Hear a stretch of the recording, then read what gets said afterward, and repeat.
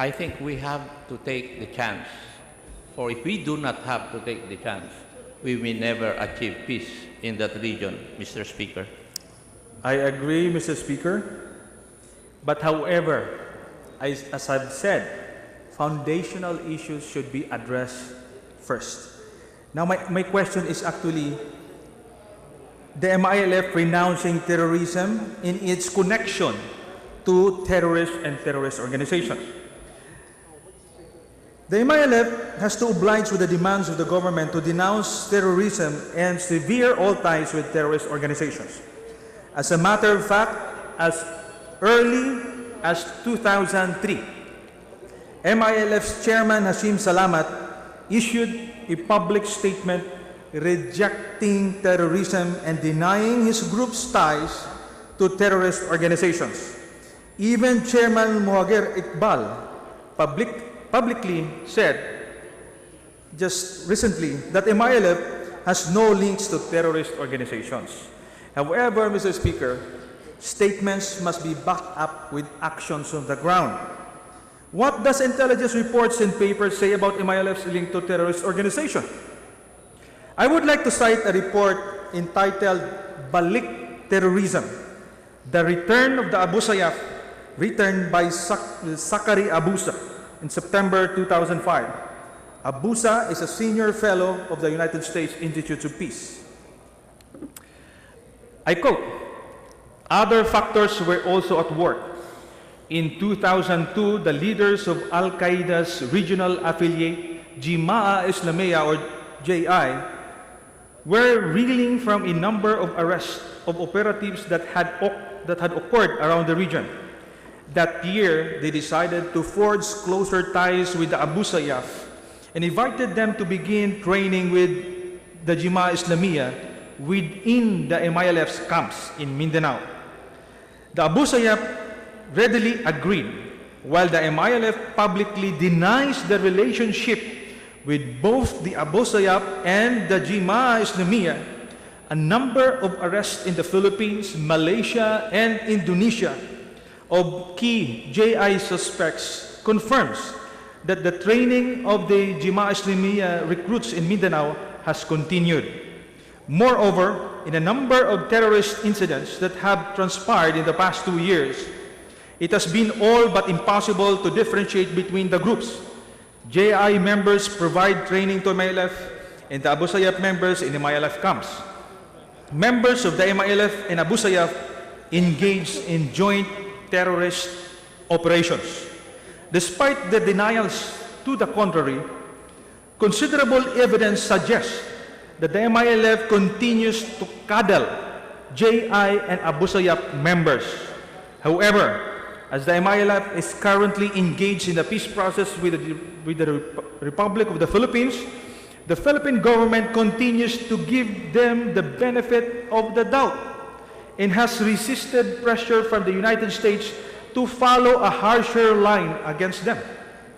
Furthermore, a report entitled Terrorism in Southeast Asia, written on September 11, 2007, there is considerable evidence that JI has engaged in joint operations and training with Filipino groups. For a time, JI's main partner in the Philippines reportedly was the separatist group, the MILF. There's growing cooperation among the Abu Sayyaf group, several major MILF commands, and elements of JI on Mindanao, and JI appears to have made Mindanao a primary base of operations. MILF leaders deny links with JI and Abu Sayyaf, but there are many reports linking some local MILF commands with these terrorist organizations. Evidence, including the testimonies of captured Jemaah Islamiyah leaders, has pointed to strong links between the MILF and JI, including the continued training of JI terrorists in MILF camps. This training appears to be important to JI's ability to replenish its rank following arrest of nearly 500 cadre in Indonesia, Malaysia, and Singapore. A strong collaborative relationship has developed between these MILF commands and Abu Sayyaf since 2002. Sakari Abusa, an expert on Islamist terrorism in Southeast Asia, has identified 4 of the 8 MILF-based commands as sites of active MILF cooperation with Abu Sayyaf and JI. He also has identified the MILF's Special Operations Group as facilitating joint training and joint operations with Abu Sayyaf. JI uses these MILF base camps to train both MILF and Abu Sayyaf cadre. Gaddafi, Janjalani, and other Abu Sayyaf leaders reportedly received sanctuary in at least one MILF-based camp. An ambush of Philippine troops in Basilan in July 2007 reportedly was carried out by a combined MILF Abu Sayyaf force. There were around 14 members of the Philippine Marines that were beheaded in that incident. Another articles written on MILF and terrorism, hypocrisy, lies, truth by Maria Ressa, published on October 15, 2012. It says, for nearly a decade, both the Philippine government and the Moro Islamic Liberation Front were at best hypocritical, at worst lying about the MILF's link to terrorism and Al-Qaeda. By the mid-1990s, the MILF allowed Al-Qaeda and its affiliate groups to train and set up camps in the Philippines. That cemented the relationship that began in Afghanistan. Aside from JI and Al-Qaeda, there were others. Iran's Hezbollah used the same networks as Al-Qaeda to funnel money, create front organizations, and recruit people for its plots. Murad admits the MILF received funding from Bin Laden. He has been coordinating with us his activities, said Murad. He was helping the depressed communities, so we welcome this because it's in the name of the International Islamic Relief Organization, an NGO set up by Osama bin Laden's brother-in-law, Mohammed Jamal Khalifa. According to intelligence reports given to me, stated that ever since the MILF entered into formal peace negotiations with the Philippines in October of 1999, persistent reports of links between the front and foreign terrorists and the latter's presence in MILF camps to conduct undergo training have overshadowed the negotiations. Camp Abu Bakar had been the training ground of foreign terrorists, which was the offshoot of the agreement between the late MILF chairman Salamat and JI founder Sungkar, as well as JI military commander Aris Sunarsono. MILF provided the training venue, while the JI provided the training to MILF combatants. Various trainings have been conducted since then. Prominent to me of those foreign terrorists is an Indonesian JI member, Taufik Refki, because we were detained together at the Intelligence Service of the Armed Forces of the Philippines Detention Center in Camp Crame, Aguinaldo in 2003, and we met again inside Camp Crame Custodial Center in 2007. Refki was arrested in Cotabato City in 2003, and he revealed that he was the finance and supply officer of the Wakala Hudaybiyah under Mantiki III. Refki entered the country illegally sometime August of 1998 through southern backdoor by using fishing boat and Tahuna Island, from Tahuna Island, Indonesia. He, together with 15 others, arrived near General Santos City and proceeded to Camp Abu Bakar, where they undertook training for 18 months. Other prominent foreign terrorists are Bali bombing suspects, Dulmatin and Omar Patik. Their presence in MILF-controlled areas invigorated the relationship of other foreign terrorists with the MILF SOG, as well as with the Abu Sayyaf and the Islamic converts known as Raha Sulaiman Movement or RSM. This relationship paved the way for launching various bombing in the country, including the 2005 Valentine's Day bombings in Manila. The report also stated that JI sought refuge in MILF areas knowing that these were basically free from government military operations due to the ongoing peace negotiation. They seem to be practically untouchable in these areas, making them basis of their operations and trainings. As I have mentioned earlier, Mr. Speaker, MILF leadership in 2005 ordered the expulsion of the Abu Sayyaf and foreign terrorists from central Mindanao due to pressure from government. These terrorists indeed fled central Mindanao. However, it was only high-value individuals that left central Mindanao. Since 2009, intelligence reports continue to indicate that Jemaah Islamiyah members and other foreign terrorists remain in the MILF camps in central Mindanao, specifically in the boundaries of Butig-Lanao del Sur and Barira, Maguindanao, which is under the control of MILF 103rd Base Command. Now, Mr. Speaker,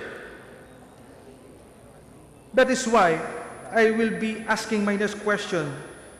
Just confirming, Mr. Speaker, would you be able to confirm or say that Zulkifli bin Hir, Aka Marwan, and Basit Usman were terrorists? I think they are, pursuant to the Republic of the Philippines and the United States of America. Thank you, Mr. Speaker.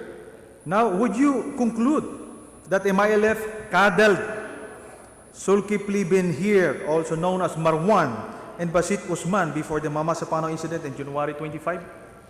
Well, I cannot personally conclude that, Mr. Speaker, simply because I would be able to come up with a report already and file appropriate charges to the perpetrators in Mama Sapano.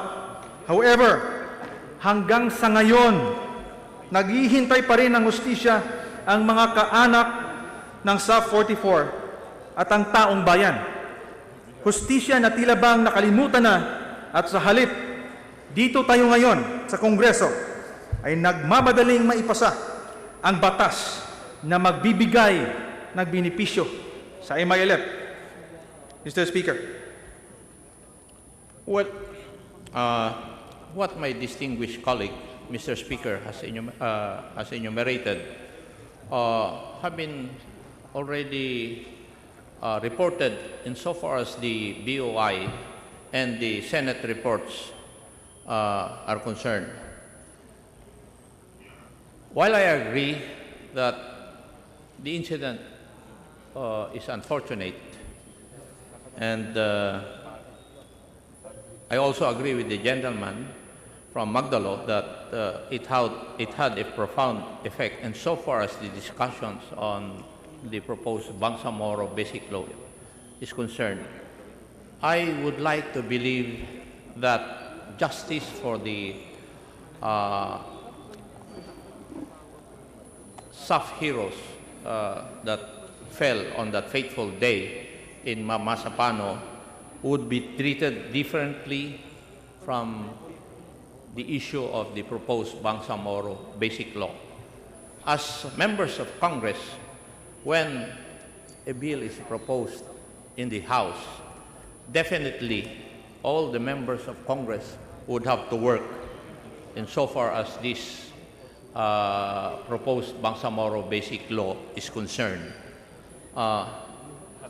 We may be against it, some of us may be for it, but since we live in a democracy, the rule of the majority always will prevail.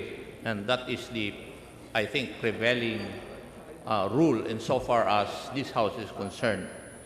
I commiserate with the sentiments of my esteemed colleague vis-a-vis the Mama Sapano incident, but for this humble representation, I separate that incident because it would take another course. Now, the issue insofar as the proposed BBL is concerned is that are we really willing to give them the kind or the degree of autonomy that they are seeking? And for this representation, my esteemed colleague, Mr. Speaker, insofar as the provisions of the proposed Bangsamoro Basic Law is concerned, I am for it. And I would like to state that when I voted yes in the committee hearing, I said yes with reservations because I would like to participate in the period of amendments, and simply because I find certain provisions that should need an amendment or amendments, Mr. Speaker. Thank you, Mr. Speaker. I respect the stand of our sponsor, but nonetheless, Mr. Speaker, just like what I stated in my opening statement, hindi po natin lahat alam ang issues sa ground. At alam ho natin yan dahil marami pong nagtatanong kung ano ba talaga ang tunay na nangyari. And alam din naman ho natin ang tunay na proseso ng pag-come up ng mga batas na ito. And ang magiging malungkot, Mr. Speaker, kung magpasa tayo nito na hindi natin na alam ang nangyayari, because regardless of the beauty of this law, kung hindi ito mai-implement, useless din po ito. But again, Mr. Speaker, I will go to my next question in relation to my previous statement. Does the sponsor believe that peace can be attained without justice? Should not the MLF first show sincerity by surrendering the forces involved in the Mama Sapano carnage and cooperate with DOJ before we even consider passing this law? There's another process of seeking justice, and there's another process of crafting laws for the Republic of the Philippines. But I believe in you when you stated that whether I believe whether there can be peace without justice. I believe that there can be peace. There can be no peace without justice. I agree with that. But seeking justice and seeking peace would entail different processes. And therefore, insofar as the proposed Bangsamoro Basic Law is concerned, it is undertaking that process. And that is why we are here this afternoon trying to debate on the provisions of the proposed Bangsamoro Basic Law. The process of seeking justice, it would be better be left to the appropriate agencies for justice to be served, Mr. Speaker. Mr. Speaker, I don't agree that the issue of Mama Sapano is separate with the bill. I don't agree with that, Mr. Speaker. Unang-una, dapat kilalanin natin ang ating kausap. Kaya nga po ito yung aking line of questioning. Hindi po dapat tayo tumutuloy sa usaping pangkapayapaan kung hindi po nag-o-oblige ang ating kausap sa isang bagay that will build trust and confidence. Kaya nga po ako ay nalulungkot na in spite of the very high distrust not only by the members of this House but by the Filipino people, tuloy pa rin ho tayong ipapasa ito sa sama ng loob. Remember, ang peace process po ay merong pag-iintindi at pagtanggap. Bakit ho natin pipilitin ang isang bagay kung walang pagtanggap? Yun nga po ang aking point, Mr. Speaker. But nonetheless, in relation to my question, I was one of the representatives who urged Malacanang to condemn the gruesome killing of the Sub-44 in Mama Sapano, demand that their firearms and belongings be returned, and demand the MILF to surrender their forces involved in Mama Sapano incident. I remember also, Mr. Speaker, that even the chairman of the ad hoc committee, BBL, with due respect, made these demands to be met as preconditions to passing the BBL. But of course, we all know that such preconditions were voted down when put into a formal motion at the committee level. I also remember that one of the recommendations raised before we proceed with the deliberation of the proposed bill is that the House should first release a report in its findings from our own House investigations related to Mama Sapano incident. Hanggang sa ngayon po, the House of Representatives has not come up with our own report. Hindi pa natin nakita, wala pa tayong conclusion. Malaking basihan sa pag-consider ng batas na ito. Nakakalungkot yung mga preconditions na yan, ang lahat na po yan ay nabasura. But nonetheless, again, Mr. Speaker, my next question would be about the organization of the MILF. Would you know, Mr. Sponsor, the organizational structure of the MILF? Does the MILF Central Committee have positive control over their subordinate units as such that whatever it orders will be complied with by them?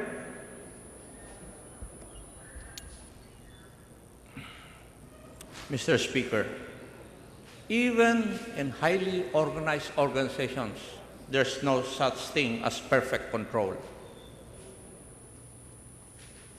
As far as this representation is concerned, if my esteemed colleague is asking whether I am in the know insofar as the control, the kind of control the MILF hierarchy has over its combatants, Mr. Speaker, I do not have enough basis to conclude. Thank you, Mr. Speaker. The relationship between the MILF Central Committee and its subordinate units could be considered merely as a transactional one. At best, they have common objective of achieving an independent state. The so-called subordinate units of the MILF are composed of individuals who are armed, based, and scattered in communities with their families, and not in a standard military camp we have in mind. They would live normally as farmers or fishermen or businessmen and only converge once the need arises. With this arrangement, some subordinate commanders may just ignore orders coming from Central Committee if such orders are disadvantageous to them, just like what happened in Mama Sapano. This explains the fact that when the MILF Central Committee ordered to cease firing in the morning of January 25, the MILF subordinate units did not oblige. Moreover, the MILF Central Committee could not demand the return of the firearms of slain staff troopers from their own fighters. My point, my information, Mr. Speaker, point to other reasons. The firearms were bought at a price from the fighters in possession of them, and only then were thereafter surrendered to the government. Intelligence reports confirm the fact that, as a whole, it is impossible for the Central Committee to demand from their fighters their complete surrender. On the other hand, the Central Committee has always acted under an appeasement policy, as any pressure from them would tend to drive their fighters to switch allegiance to BIFF and to other lawless elements. With this, Mr. Speaker, the MILF is only using these so-called armed subordinate units as leverage to the negotiating table, while they cannot command or compel them to comply, for example, to the provisions of the ceasefire agreement. Now, if they cannot have positive control over their claimed subordinate units, how can they provide leadership, inspiration, and legitimacy to other stakeholders and the whole Bangsamoro? There are growing questions on the governance capacity of the MILF, primary which is its capability to govern, particularly in controlling the problem of RIDO and loyalties. The Central Committee is increasingly unable to fully control all of the group's activities on the ground, and individual cadres are believed to have organized their own initiatives independently of the Central Command. This helps it to explain how MILF activity continues regardless of the ceasefire agreement. Ang sabi po sa akin, alam po na Central Committee, pero hindi po nila makontrol. Kaya kahit sabihin nila na wag, tuloy ang activities ng ibang command ng MILF. Is it not a worrisome situation, Mr. Speaker? Well, it's not, Mr. Speaker. While I respect the opinions, the beliefs, and the informations given by my esteemed colleague from Magdalo, I would like to give the benefit of the doubt to government. Why? Because when government came up with its political decision to negotiate with the MILF, I would like to believe that government has taken all these informations, these events, in considering their decision to negotiate with the MILF. Precisely, Mr. Speaker. Kaya ako nagtataka. In spite of all these factors, information, parang hindi po natin narinig ito, hindi po natin kinikonsider. But nonetheless, Mr. Speaker, I respect your opinion. I'd like to take on the relationship between the MILF and BIFF. The government has existing peace agreements with MILF, while we consider BIFF as secessionist and terrorist organization, and thus continue to attack government facilities and civilian populace. Now, Mr. Speaker, would the sponsor agree to the statement of MILF Chief Political Affairs Gadsali Jafar dismissing allegations that MILF, particularly the 105th Base Command, has operated alongside BIFF?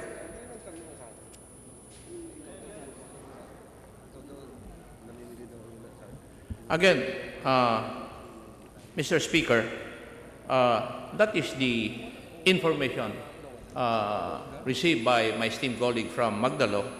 And I would like also to believe that government has also, or the government is in the know insofar as this information is concerned. And as I've said, the benefit of the doubt is given by this humble representation to government when it decided to negotiate with the MILF. Thank you, Mr. Speaker. I raised that issue because, for me, that is a sign of bad faith. While having peace agreement with the government, and in spite of the ceasefire agreement that you should flush out lawless elements from your area, including the BIFF, they are not doing that.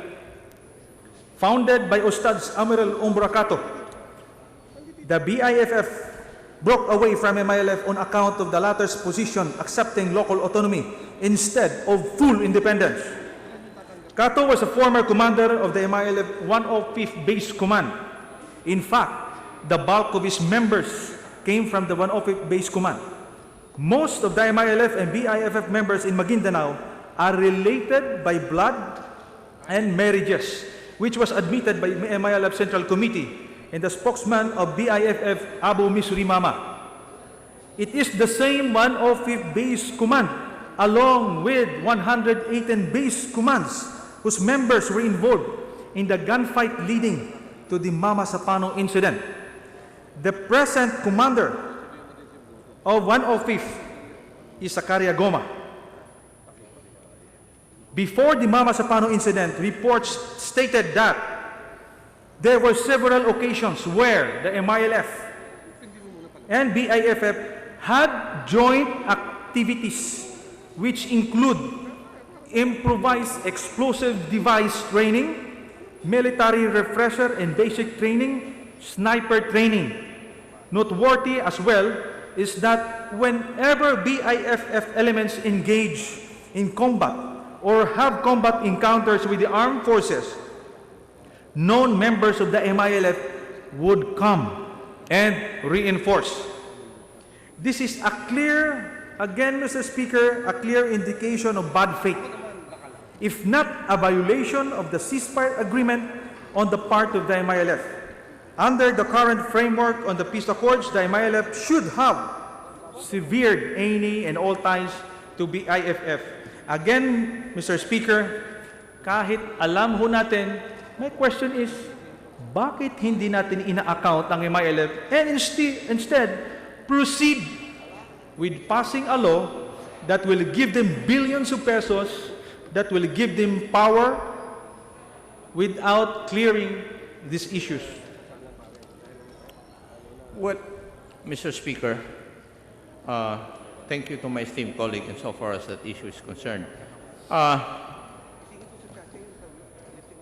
I believe that these informations that my esteemed colleague has enumerated are also known to our own security agencies like the NSA, the AFP Intelligence Group, and having come from the uniformed service, these reports have been reported to the appropriate authorities, appropriate authorities in Malacanang, and I would like also to believe that these informations were also given to the members of the government peace panel, and these informations have been considered as such. And yet, we see that the government has proceeded to continue the peace process, and in spite of all these adverse informations vis-a-vis the MILF and